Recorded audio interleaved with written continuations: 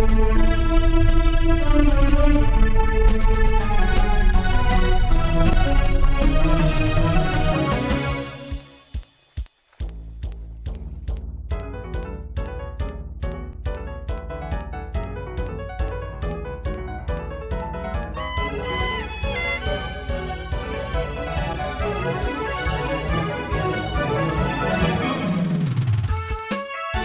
うちょっとねかっこよく弾けると思ったんですけどね、さすがにね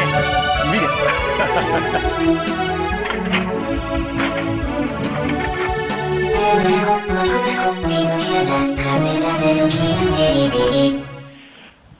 明けましておめでとうございます。連キ TV のボスケです。今日ね実はねもう1月のね下旬になってきてるんですけれどね、新年のね1月8日に実はこの明けましておめでとうございますのねビデオと、あとペンタックスのねパピコの続きの動画と、あとスカイウォッチャーのビルトーゾの動画、それをね撮ってたんですけれどね、なんかこのすごいねマイナス5度とかねそれぐらい寒い日だったんでね、なんか互換バッテリー使ってたのが原因なのかわかんないですけど、記憶がね飛んじゃいまして、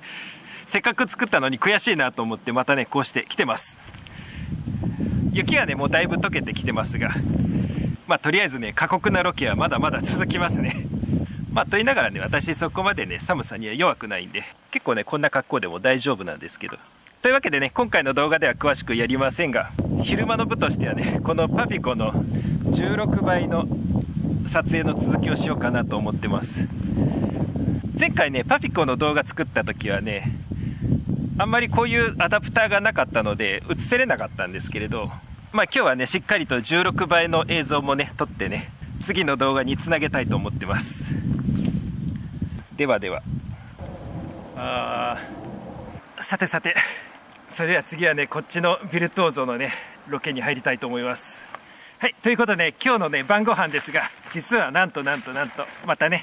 北海道のねムサオさんから、これなんだかわかります？ジンギスカンです。金広のロースジンギスカンいただきました。ありがとうございます。冷えた体にはねありがたいです。焼肉にして美味しくいただこうと思ってますので、はい、ジンギスカンを焼きます。もうね日が暮れてきたのでもう撮影はねここまでだと思いますが、美味しそうです焼けてきました。美味しそうな匂いがしますよ。